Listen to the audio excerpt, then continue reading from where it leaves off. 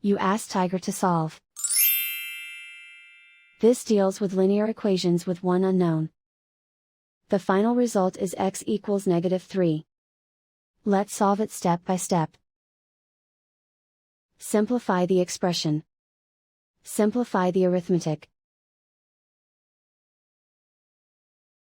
Isolate the x. Divide both sides by -3. Cancel out the negatives. Simplify the fraction.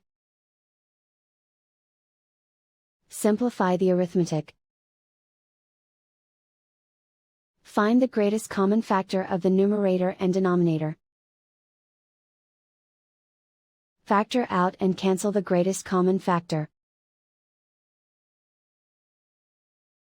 And so the final result is x equals -3.